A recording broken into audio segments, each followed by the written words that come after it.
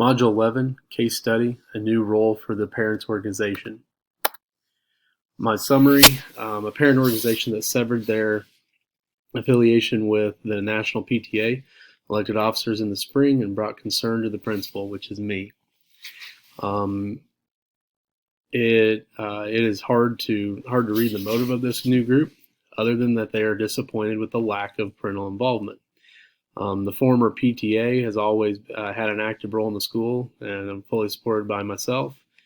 And then principal or me, I don't believe that parents should have any school decision-making power or power over curriculum and/or instruction. During a meeting with representatives of the parent organization to discuss the back-to-school night, their motives become clear.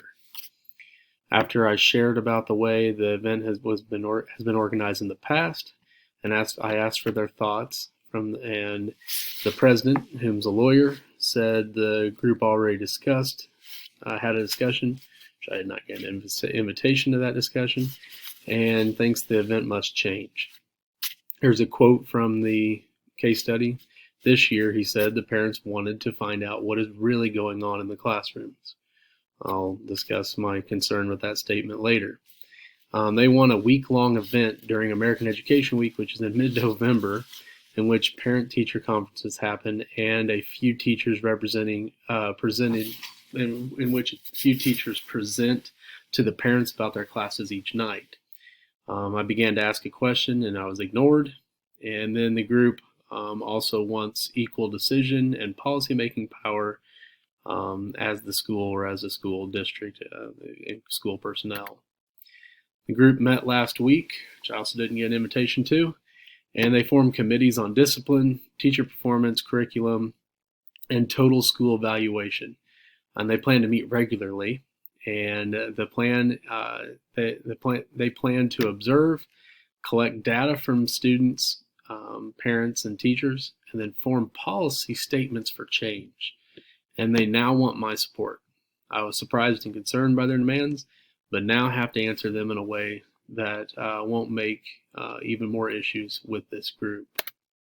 So legal and ethical issues. Currently, no legal violations have happened. Maybe a few ethical as far as having meetings without inviting the principal, but nothing legally has happened that breaks any legal issue, brings up any legal issues. The first and most obvious of their demands, it's going to lead to legal issues. The first most obvious that would lead to it would be expecting a week-long parent-teacher conference is very extreme and would violate the teacher contract. And then if a parent organization is given that much power to make policies and request, you're probably going to violate the Family Education Rights and Privacy Act, or FERPA, because of confidentiality and the information that they would be made aware of or have access to about our students. Section 3 is a one-sentence synthesis. A group of parents are trying to take on too much power within the school and seem to have undesirable motives for doing so.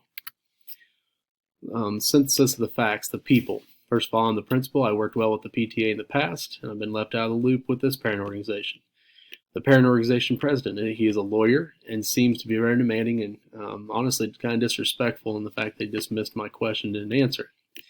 The parent organization members seem to be unhappy with the involvement of parents in the past and the amount of responsibility or power that the parent organization holds.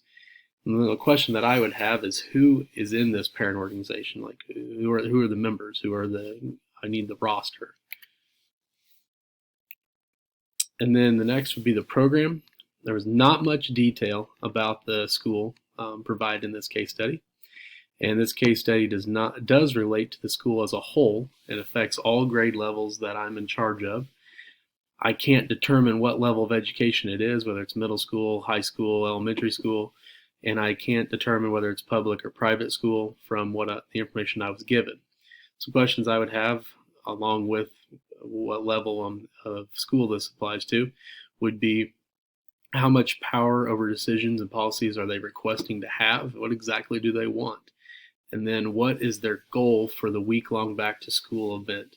3 months into the school year. Kind of seems like kind of late to have a back to school night. And the quote of wanting to see what exactly is happening in the classrooms brings up some concern that maybe they are kind of wanting to evaluate teachers during that time, which definitely is not their job in this. No, not something that should be really entertained. Step 5: review and prioritize the information. And the decision made on this case on this case study could be damaging to stakeholders because it could cause unrest between the school and the parents, or between teachers and parents, or even teachers and myself, parents and myself. So there's a lot of people that it could affect. Administrators, teachers, and parents have important stake in the outcome. So we all have to work together to have the ultimate goal of providing a good education for our students. So ultimately, our students are also greatly affected. Other district administrators, teachers, and parents that don't belong to the new parent organization have not been contacted or consulted about this. And then some things I need to know more about is what the parents would like to have an active role in, and their motive behind their push for that week-long event in November. Do I have enough to make a decision now? I'm going to say yes, but I'm also going to say no. I can't make a decision on all of it, but some of it I think we can make a decision on tonight. The options, I have 5 options. Option 1 is to take no action and make no decision. Step 2 is give in to all the parents' demands. Step 3, be very direct in how the parent organization can support students, and explain that the week-long event in November violates teacher contracts, and that them making policy decisions and decisions like that are inappropriate and unethical and violate FERPA. So that would be the very direct option. Option 4, listen to their reasoning and desires and ask for more time, for instance, a few days, to think about and do more research to find out how you can meet their needs during this time, talk it over with district administrators and teachers, and then report back to them with the decision. Option 5 is kind of a hybrid between option 3 and 4, in which you would listen to their desires, be very direct in what you can't meet due to teacher contracts and student confidentiality, and then ask for a few days to review other requests that I need more time to answer. Then take the request to the administration and possibly teachers if it applies. The evaluation of these options. Option 1, I really wouldn't even entertain. You have to make a decision. They're asking for your support. Are you going to support it or not? By not making a decision, you might just be supporting everything that they want. Option 2, the pros of it would be it would appease the parent organization and may help to resolve some issues within the school and the back to school event, as well as probably boost some involvement from parents. The cons, teachers are going to be justifiably upset with me and the parent organization. It opens the door for parents to have too much power and to take it one step further. And then it will likely violate laws and the teacher contract. The option 3 pros takes care of the situation quickly, which allows time for the parent organization to regroup and serve the students at the back to school event as it has been done in the past. And it also is also sometimes best to give a reasonable response in the moment rather than take an extra time to entertain impossible or impractical requests. And the cons of that decision would be could cause a major divide between the school or myself and that parent group. This divide could affect our relationship with other community stakeholders as well. That should stay option 4, my mistake. Option 4 pros. It gives me more time to make decisions on all the requests. This extra time could help me to make a sound decision with good supporting facts, and then I could come up with a compromise that makes the parent group happy, but not go against the ethics and laws surrounding the school. And then cons, it would give the parents kind of a false hope that I'll say yes to their request, even though I know they're unethical and not legal or practical.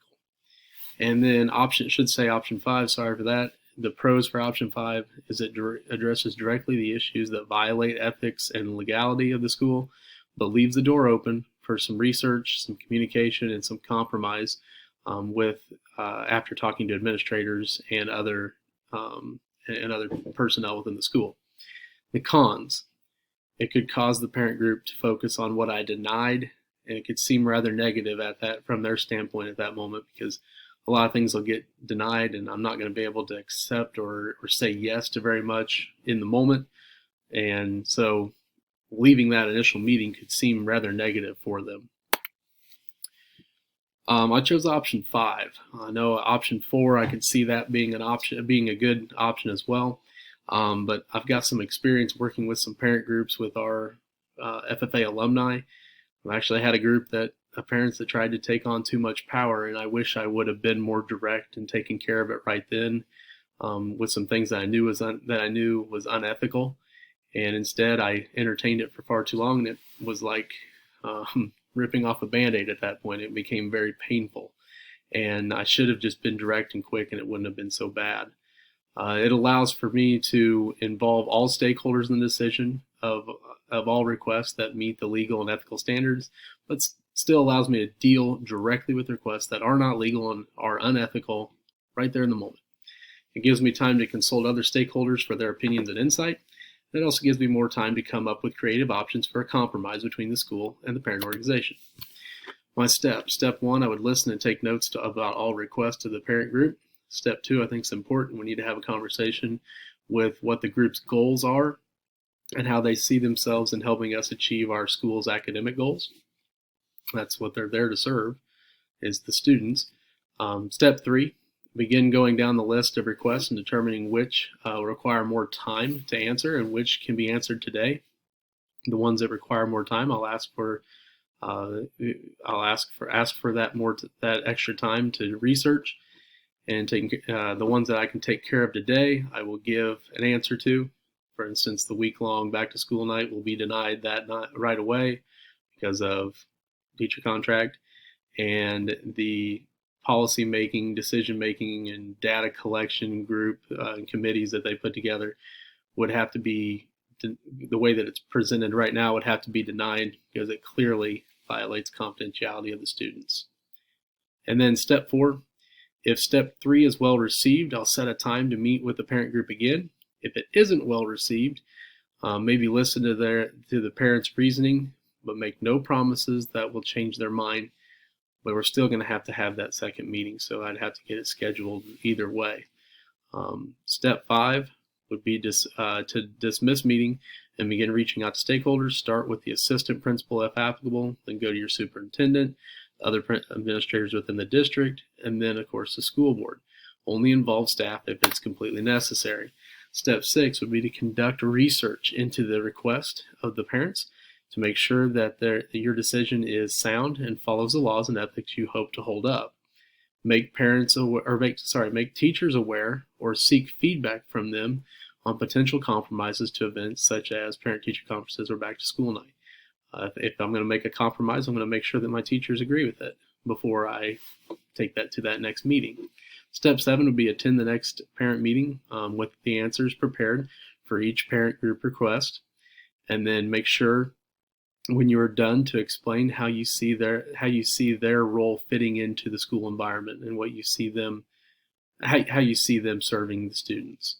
And then step 8 would be stand behind your decision. I think that's really important. Stand behind it and work to keep a strong relationship with the parent organization. Hopefully, regardless of the decision, they choose to serve the best interest of the students. Thank you.